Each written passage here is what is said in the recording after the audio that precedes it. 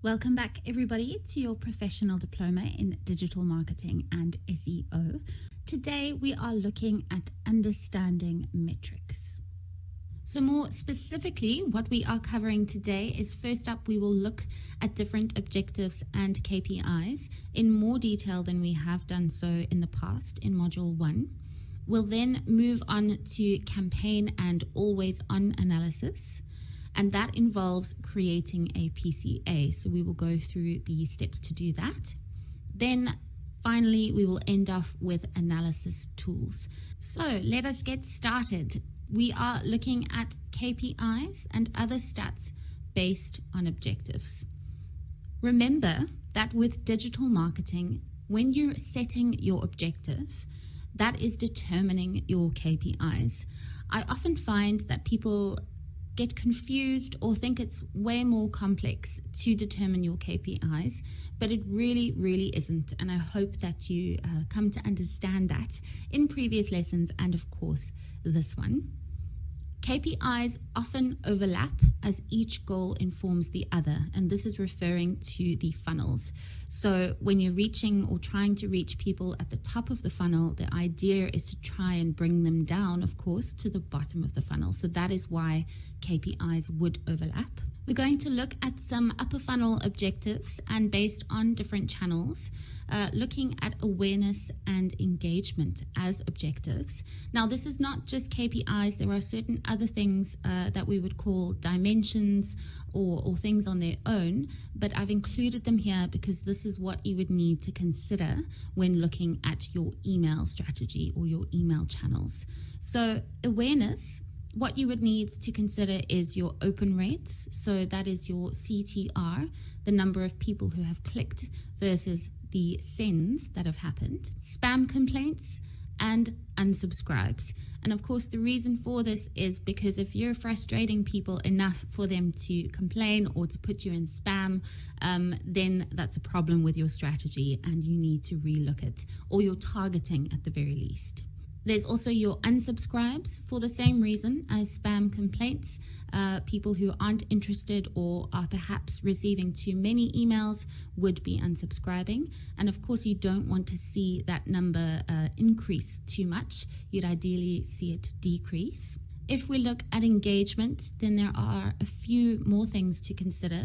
Of course, you still have your open rates, that is an engagement, spam complaints, your unsubscribes, then your link clicks, your shares, and your replies. If we then look at social and the same upper funnel objectives of awareness and engagement, of course, social is the perfect platform for these two objectives. Awareness, you would look at your impressions and therefore your CPM, so your cost per 1,000 impressions, the frequency with which the ads are being served to people, the ad recall or lift, which might only be available in certain channels. Impressions and frequency, reach and engagement rate would be very common metrics across all channels. And even though we are in the objective of awareness, it is important to look at your engagement rate because at the end of the day, you want to make sure that you are targeting the right people, that the people who are becoming aware of your business are the people that would be your ideal customers, or at least most of them. For engagement, you would look at the engagement rates. Then you'd also look at the different engagement types, and these will differ across the social channels. Then your page follows, so how many people have liked your page or followed your page as a result of the ads that you have served. CTR would be important to look at if you have linked to something off Facebook, so let's say your website. Of course, then you want to monitor that CTR. And then shares, which is technically an engagement type, so I could have put it in there, but I wanted to keep it separate because I think that is more of a valuable engagement type than the others. They're sharing it, they have resonated with the content, they think it's funny or whatever it is, and they have decided to share it with their followers. Then we have display, which is actually, I know, a channel that we haven't covered in much detail so far, but we will do later on. not in today's lesson. Looking at awareness, what you would look at is impressions and therefore the CPM, your CTR, because you'll be directing them to your site. Then we would move on to analytics metrics, just because there's not really much more you could do with display. Of course, you can look at your audiences and your targeting. If you have a standard display campaign and not a smart display campaign, which just makes everything automated. So you would need to look at these metrics to determine whether the type of traffic that you're bringing through from display is valuable, just because with this kind of channel you can get a huge amount of impressions for a very low cost. So you would look at the number of users that have come from display in terms of traffic. Then you have your bounce rate, which will come up a lot. You'd want to monitor that to ensure that most of the traffic isn't just bouncing off your page, because that would indicate that your targeting is incorrect or that your website has an issue. Then you would also look at the exit pages to determine where obviously people have exited, and then to look into those pages and try to determine why. Then moving on to engagement. Now, display isn't necessarily a channel that you would choose for an engagement objective, but if you did, then it would be looking at CTR, your session duration, so the amount of time that people are spending on your site, your bounce rate, your subscribers, and this is of course only if you have something that people would subscribe to. Let's say it's a newsletter or a blog, just as two examples. And then the top pages that people are visiting on your site. This could be by volume, this could be by session duration. It really just depends on the finer details of the goal. Then moving on to SEO, things that would indicate awareness here would be organic sessions. So the amount of traffic that you are receiving organically, that is something that you would track. Your bounce rate, again, your session duration, your direct traffic, so people who have typed in your URL directly into their browser bar or have bookmarked it. You would also want to look at the search terms.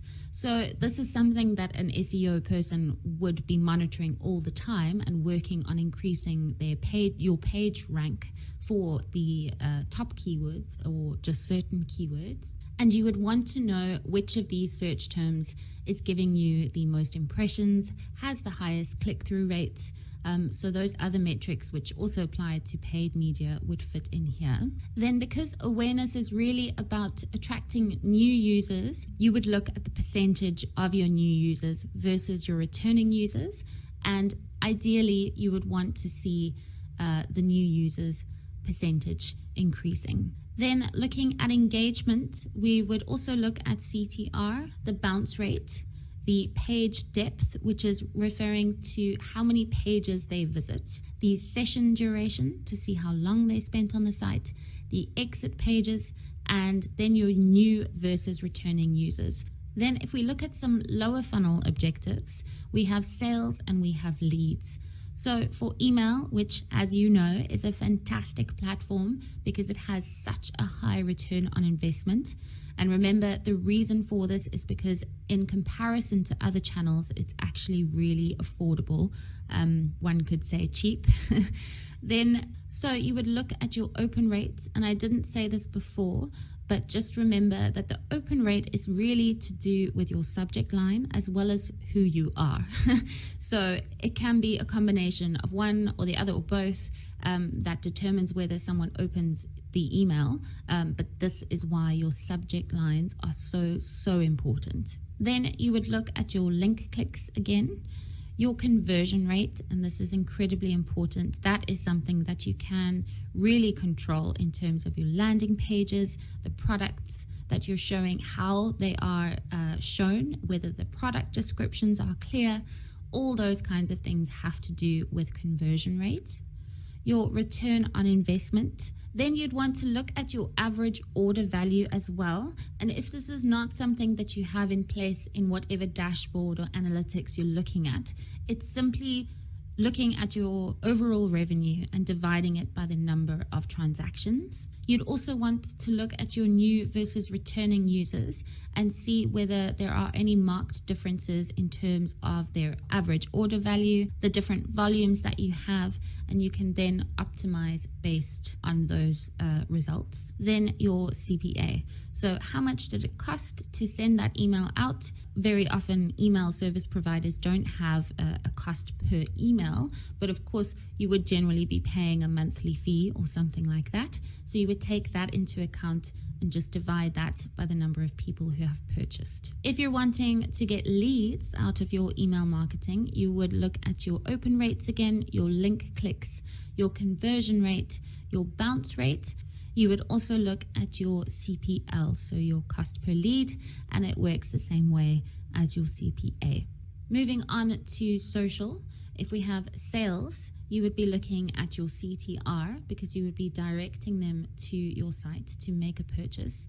Unless you're using a product catalog or a shopping campaign or shoppable Instagram, that is something that is then purchased within the site, but there would still be a CTR to consider. Your conversion rate, incredibly important when it comes to sales. And as I mentioned, that is something that you would want to look at increasing over time. Your CPA, your average order value, and your return on investment or return on ad spend, depending on what data or information you have available. If the objective is leads, then quite simple, it would be your CTR, your conversion rate, and then your cost per lead. This could vary hugely depending on if you're using a lead form that is on Facebook, so the lead gen objective with the lead form, or if it's click to web, so you're directing people to a form on your site. If we look at search engine marketing for sales and leads, just because display doesn't really suit these objectives hugely, then for sales, you would look at your CTR, your conversion rate, your cost per click, because of course that has an effect on your CPA, your return on investment and return on ad spend. Your impression share is something that you would want to monitor, especially on top terms, so top converting terms. You want to make sure your impression share is pretty high, because if your conversion rate remains consistent and you increase your volume, then you will receive more performance or you will perform better. And of course, your CPA. If we look at leads, you would be looking at CTR, conversion rate, your cost per click, your cost per lead, and also your impression share. You wouldn't be looking at your return on investment or return on ad spend at this point, perhaps because it's just leads. They haven't converted yet, so you might not have that information. To get that kind of information, you would need to know what the conversion rate is from lead to sale. Some businesses are quite happy to share that information with you and others aren't, so you just need to work around it really. Moving on to SEO, if your objective is sales, then you would be looking at the search queries, so especially the queries that are bringing in those sales, your CTR, the number of transactions, your average order value, the bounce rate, the performance of the landing pages that you're sending traffic to. Very often in a sales campaign or sales situation, you will have multiple landing pages. Your exit pages as well, your new versus returning people, and then your page rank. And this is where you appear on the search engine results page. If we move to leads, very similar. It would be search queries, the CTR, the number of leads that you're receiving versus transactions, the bounce rate, your landing pages, your exit pages, the new versus returning users, and page rank. It might sound strange to include the returning users on the leads section, but it's just something to keep an eye on because people very often submit multiple forms, sometimes even with different email addresses or contact numbers, so you can't actually tell that it's a duplicate. But this is a way just to make sure that you don't have too high a percentage of returning users.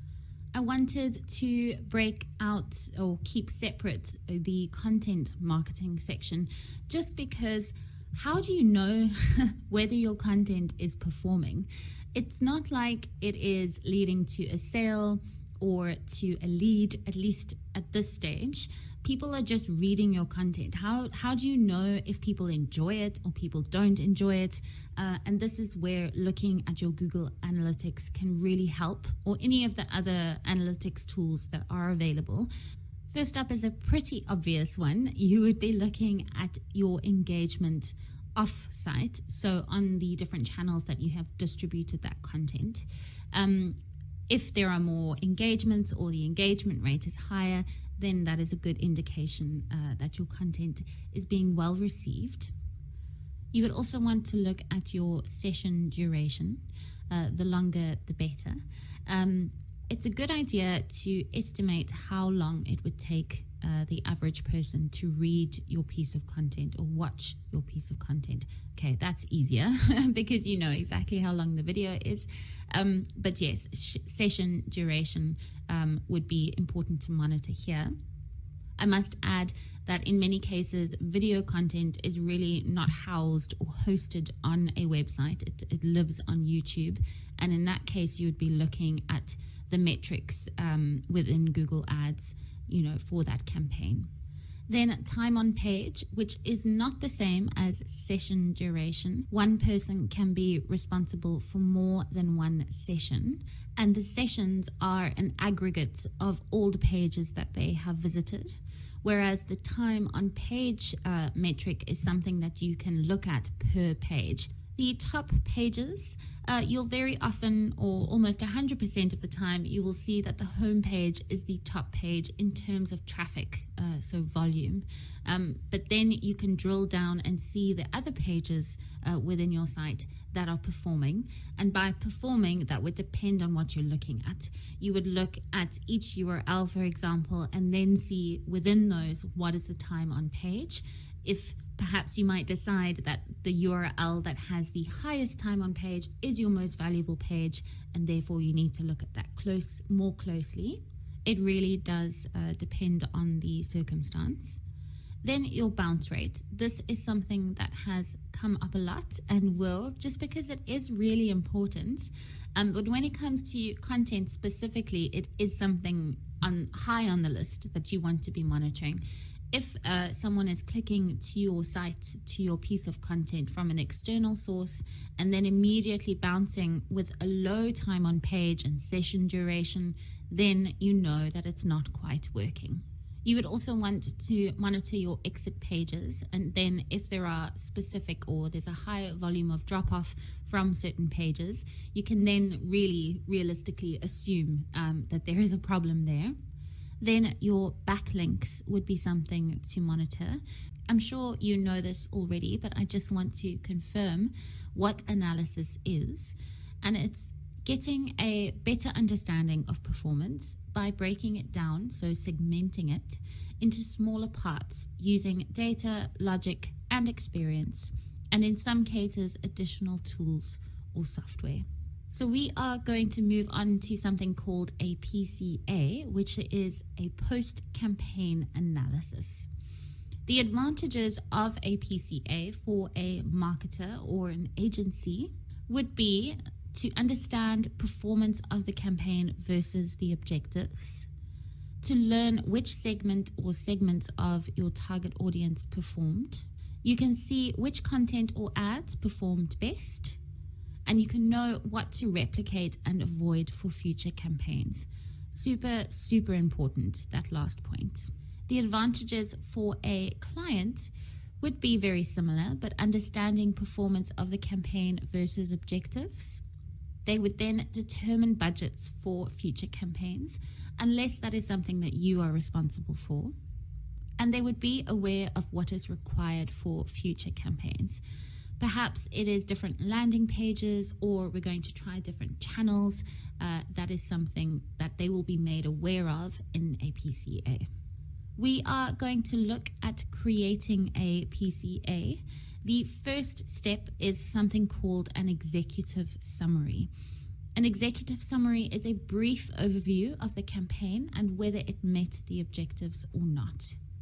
You would also include one or two meaningful results or insights to set the tone for the analysis. So tell me, which sentence would be better in a PCA summary? Is it A, overall performance of the campaign was positive and we achieved the objectives? Or B, this campaign set out to achieve engagement with potential consumers across the brand's social channels and we exceeded our target by 230%. I can't speak for everyone when I say this because this is so subjective, deciding, which words sound better. But I would argue that B is the superior sentence just because it includes what the objective was. It was engagement. We also know that it was across social channels only, and it includes the result versus the objective. So what did we actually achieve? In this case, there was a target and it was exceeded by 230%. That is a great opening sentence to include in an executive summary. The brand knows exactly what's going on. The next step would be to give a high-level review. It might sound the same, but we'll go through examples now. A high-level review would be combining results from all the different channels. You would include all the metrics that are relevant to the goal and then the total spend. What I mean by including all metrics is that you would need to pull the data from the various channels and aggregate them into a table, for example. Let's look at an example. If we take the objective of leads, you could say we achieved 200 leads at a CPL of $12 across all channels. So along with a table of all the metrics, some clients might not want to see that at all. You would include this, so give a very brief high-level review of what happened. At the end of the day, the result is all that clients care about. It's really the marketer's job to worry about audience segments, impressions, CTR, etc. But the client really only wants to know if the objective was achieved and at what cost. If we look at another example of sales as the objective, you would say something like, we achieved 145 transactions, resulting in $43,700 in revenue across all channels. Then if we look at a more upper funnel objective, like engagement, you would say something like, we achieved 1,013 engagements and an engagement rate of 10.4%, making our CPE $0.44. You would also need to include an overview of the creatives that you have used in the campaign. It's optional whether to include all the creatives that have been used. It really does depend on the client and whether they do or don't want to see that. The most common is providing the top 3 creatives and all their metrics, and then the worst performing ads. And in terms of determining what the top and worst creatives are, it would be tied to the objectives. The metrics to include when you are providing a report on creatives is your impressions, your reach, your frequency, and the ad recall if it's available, the engagements and engagement rate, your CPE, CPM, and CPC, depending on what buying method you have, your clicks, so the number of clicks as well as the CTR. And then if it's a video, then you would include the views, the percentage watched, and the CPV, the cost per view. So you've provided an overview and you have given a report on your creatives, but now it is time to segment that performance. So you're going to break down the results per channel. What you need to include when you're breaking each channel down is the objective, because you might have different objectives based on the channel. For example, Facebook could be awareness, yet Google search could be leads, etc. The summary of performance for that channel, just a high-level overview as you did, combining all of the results. the combined results per objective in terms of metrics. Let's say, okay, going back to social, if you have the objective of awareness and you have 50 ads, you don't want to give all the stats of those 50 ads. That would be in the creatives report. You just want to give the overall result of that objective on that channel. Audience segments. So this is more a dimension than a metric. And what I mean by that is that you would have your different targeting, so your different audiences, and then you would break down all the different metrics, so all the different performance based on the audience. You would look at the top performing audiences. Because you would have segmented performance by your different audiences, you would know which has performed, and by performing, it is tied again back to the objective. And just as you would look at your top performing audiences, you would look at your worst performing audiences.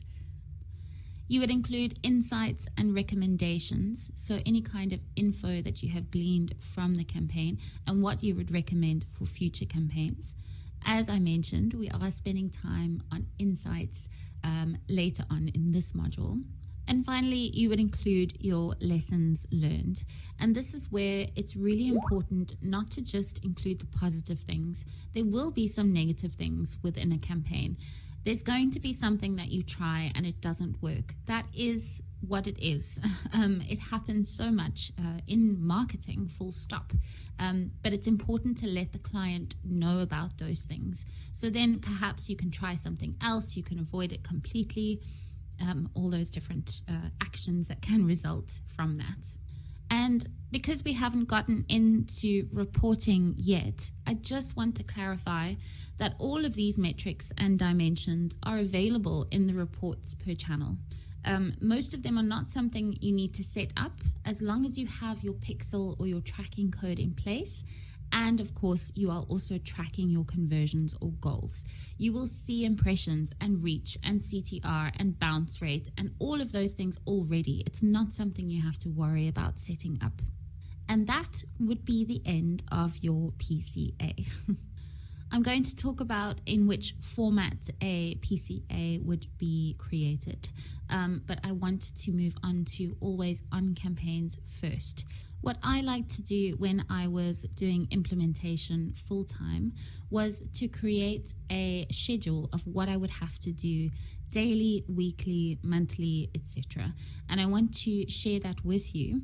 What I did was I created this list and then printed it out. So it was always there. I always knew what I had to do. Of course, there are other things over and above what had been listed, but these are the actions that should be completed within these different time frames.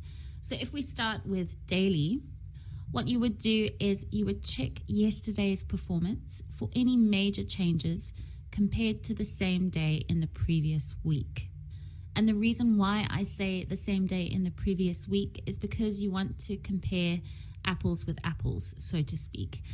You could also compare it to the same day in the previous month, but it should be the same day of the week, just because people behave differently on different days of the week. So you do want to make sure that you're getting an accurate depiction of performance. You would also check your budget and make sure that it is pacing correctly, and if not, make changes, the necessary changes. You would then schedule or post any new creatives. Now, this might not be every day, but of course there will be a day when you have to schedule or post something new, pause something old, so that is what you would do. Then looking at what you would do weekly, you would check the last 7 days' performance for any major changes compared to the same week last month. Again, trying to compare apples to apples. 1 week is not the same as the previous week. What if it's the payday week? What if it's the middle of the month when no one has money? These kinds of things affect your performance. You would also adjust your bids and budget where necessary. You would check your search terms and you would add negatives. This is incredibly important, and especially if you have a new campaign, totally new, You need to be checking your search terms and negatives every day. There will be irrelevant words or phrases that you need to exclude. Even if you have prepped to your heart's content, there will be something that comes up, and you just want to make sure that you're not spending any of your money on irrelevant traffic. This point is specifically speaking to search engine marketing. You would send a short update on performance to the client. This is optional. It depends on the client. It's not a full breakdown of exactly what's happened. It's just that high level overview. So this week we've spent this much, this is the result, and this is the cost per lead or cost per acquisition, etc. That's all they need to know about on a weekly basis. Monthly, you would check the last 30 days performance compared to the previous month and year to highlight any changes. Again, it's comparing to the previous month, apples to apples as much as possible, although year on year would be better. However, of course, if you haven't been running for that long, then you won't be able to do that. Monthly is when you would also do your first or your proper optimization. So you would optimize your campaigns, which would include your bids and any adjustments that you have, your creatives, your audiences, your rules, etc. You would check all of those and optimize them based on the date range that you've chosen compared to a previous date range. You would also check your spend against your budget and adjust. That is something that would crop up in each of these, really, especially if it's a high budget or you're testing something. You need to make sure that you're pacing properly. And this is also when you would send a detailed report on performance to the client. So a monthly report compared to the previous results, the previous month or the previous year. You would say something like, impressions have increased 20%, CTR has decreased 2%, but conversion rate has gone up 50% compared to the previous period. That's the kind of information that the client would be interested in. That is something that you should always ask yourself, is what does the client want to see? If you are on the other side, what does the client want to see? What you would do quarterly is you would check the last 3 months performance compared to the previous months and year for the same reason as all the others. You would also optimize your campaigns, including the bids and adjustments, creatives, audiences, and rules. In some cases, you might not optimize monthly. For campaigns or for products that have quite a long conversion window, there are multiple reasons for optimizing at different times. And again, we will go into this in future. It also depends on your volume. If you have very low volume in a month, then you might not need to optimize until you have a longer date range to work with. Just like some industries only require optimization or full optimization every quarter because we're working with margins or high volumes or different things. So it really does depend. You would then check your spend against your budget, and you would send a full analysis to the client for that quarter versus the previous quarter or the previous year. Again, the previous year is better. And then this time you would also include website analysis from Google Analytics, for example. Yearly, you would check the year's performance compared to the previous year. You would also highlight any trends, any dips or peak months for the client. And this is something that you would easily be able to tell if you're looking at one full year versus the previous year. If there are dips in the same months or increases, then you should be able to highlight that, and it can form then part of your strategy. Maybe you're going to then spend more in the peak months, less in the dips, or vice versa. It really just depends. If this was your responsibility, you would forecast the budget required to meet targets in the new year. And again, if it's sitting with you, you would create and send a full digital strategy for the new year, including what you would require from the client. So new landing pages, designs, budget, etc. So now I would like to go through some tools used for analysis. But if we break it down, if we look at Google Ads, as I mentioned, there are reports within Google Ads that can tell you all of these things that we have spoken about. It's not magical or rocket science. It is there as long as you have your tracking and your goals. All the other metrics will be available to you, and you can add custom ones as well. Then you have analytics, whether that's Google Analytics or another platform that you are using, a great source of data. And if you then segment it by the different kinds of traffic, you can see what Google Ads is doing. And then it might seem really basic, but there's Excel.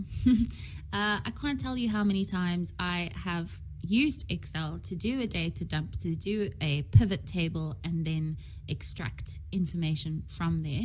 In fact, huge agencies, a couple that I have worked with, still create their PCAs in Excel and PowerPoint. So it's not about what is better or what is easier to use or anything like that. It's what you have available, what works for you, what looks good or fits what you're doing. Use it. There's nothing wrong with it. If we look at social, we have the reports that are available within the different platforms. Analytics, again, you can see which social traffic is coming through, and I'm going to show you an example of what that looks like just now.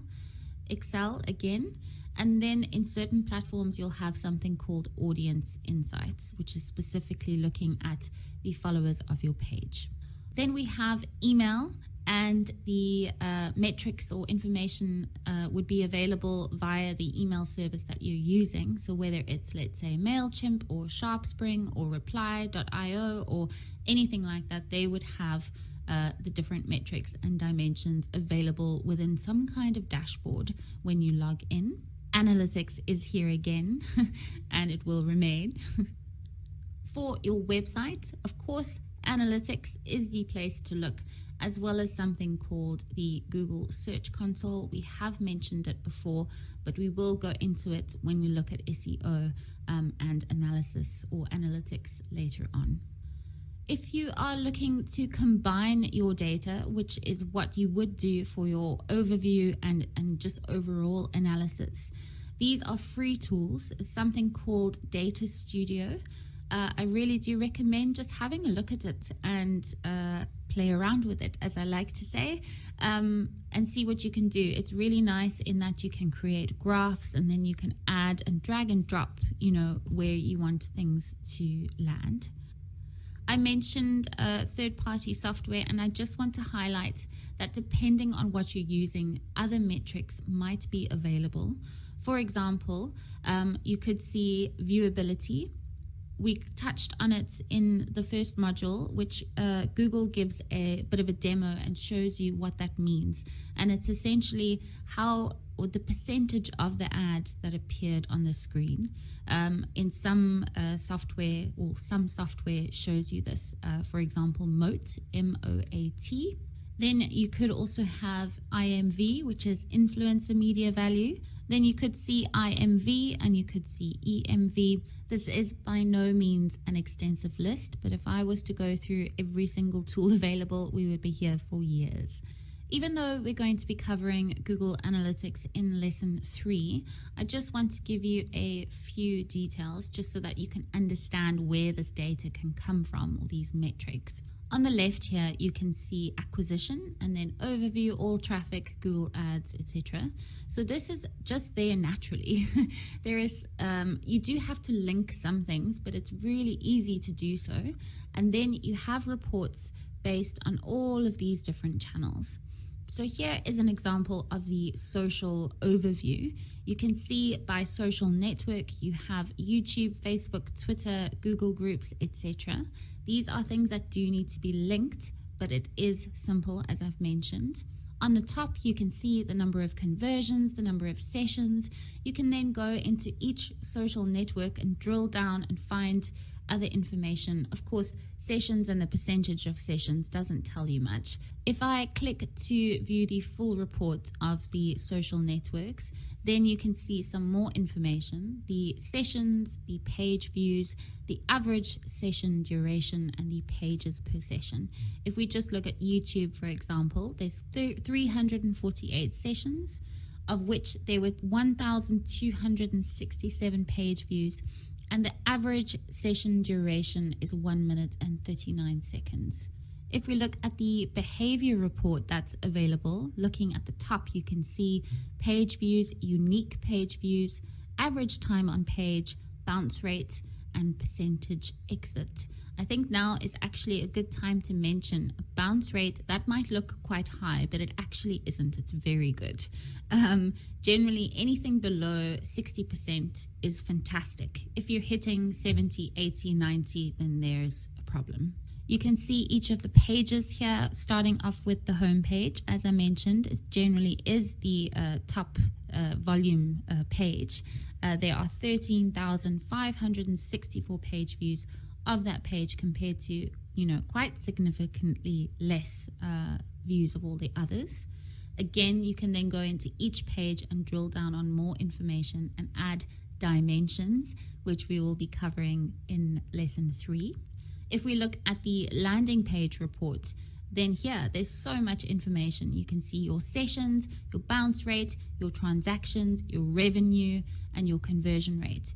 So it's all here already. I hope you have enjoyed it. Thank you so much for joining me on this journey of your course. Goodbye, everybody.